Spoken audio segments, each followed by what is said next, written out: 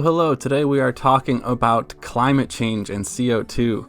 And is it possible that all of these people are completely wrong and clueless about the sources of climate change and therefore the solution to climate change?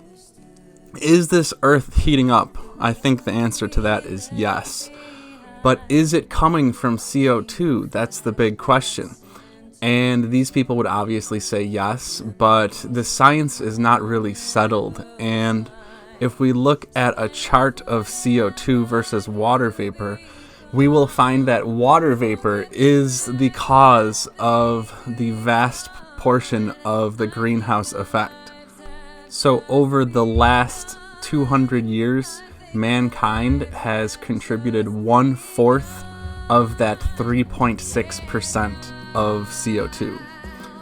And if you spend a lot of time online debating and arguing, you will soon come to the conclusion or realize that people jump to a hypothesis, or they're given a hypothesis by the ruling class, and they will bend all of their arguments, and they will bend their worldview, and they will bend all of the evidence they receive towards that hypothesis, towards that conclusion, oftentimes subconsciously, and they'll refuse to adjust the conclusion when new evidence is presented to them.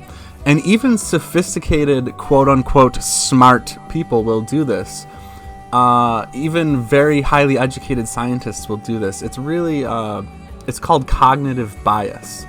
And plus, they can't change their mind now. They would look like fools. They're too dedicated to the lie. They're too dedicated to the agenda that has been manufactured in Washington, D.C. think tanks to fulfill an agenda. And that agenda is to destroy the economy and to implement global carbon taxes. They're not shy about it. They explicitly say that they need a global carbon tax to fund a one world government or a new world order. And oftentimes the science and the predictions are so laughable. Like, look at this video. This video actually has very high production quality, but the logic behind the prediction is such nonsense. When temperatures go up, what generally happens to water? Does more water show up? Do we have more rainfall, or do we have less rainfall? Deserts are hot, right? Deserts are known for being hot. Are there lots of lakes and ponds and swamps in deserts? Are deserts known for having flooding and water everywhere?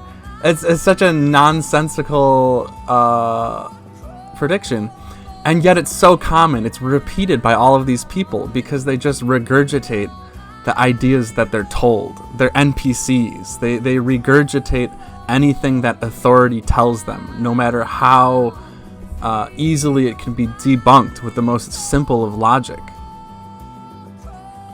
And if you never question what authority tells you, then you'll never search for an alternative answer. You'll never discover the true source of global warming, because the globe is slowly warming.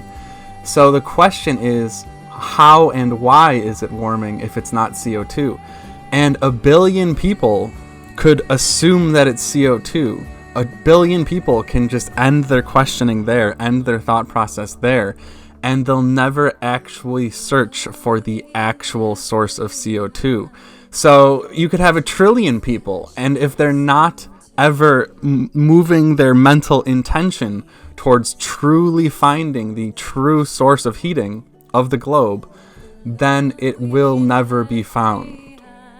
And you can have this mass political and economic motivation towards getting zero CO2 emissions, towards getting emissions to zero.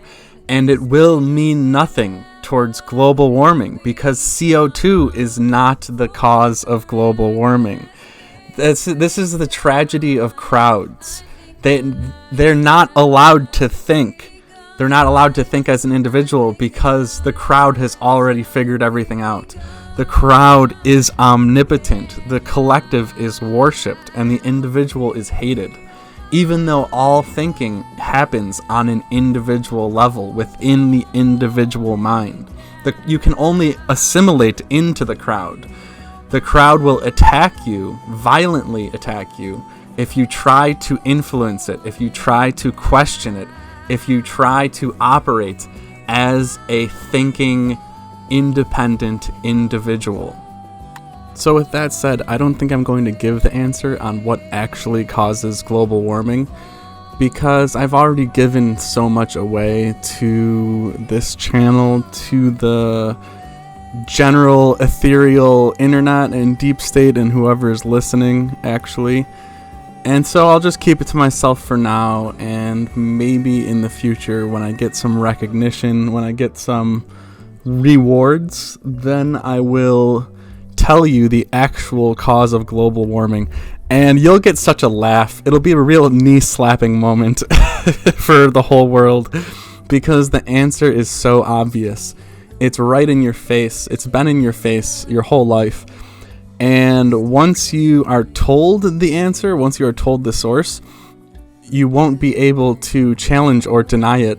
As they say, the truth is self-evident. And in this case, with the source of global warming, it is very, very self-evident and very undeniable once you're finally told the truth and once the truth is revealed to you.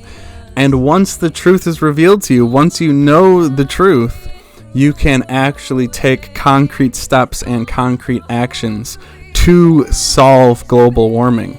But when you don't know the true source of global warming, you can do nothing to prevent it. You can do nothing to solve it.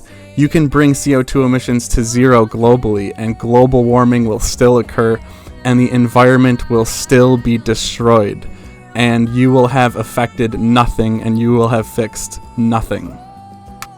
So I guess that's it for this video. I'm not going to spill my secrets just yet, but just know that I do have the answers. The answers are undeniable once you know them. They can be proven for free. You don't need any tools. You don't need any scientific equipment. You don't need anything but your own eyes and ears and senses to prove the source of global warming.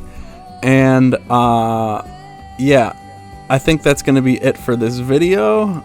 Sorry to let you down with that tease. I just need some rewards, you know.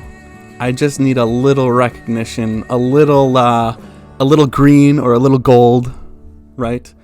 And then I can give away some more secrets. Anyway, that's it. Thank you, and have a nice day.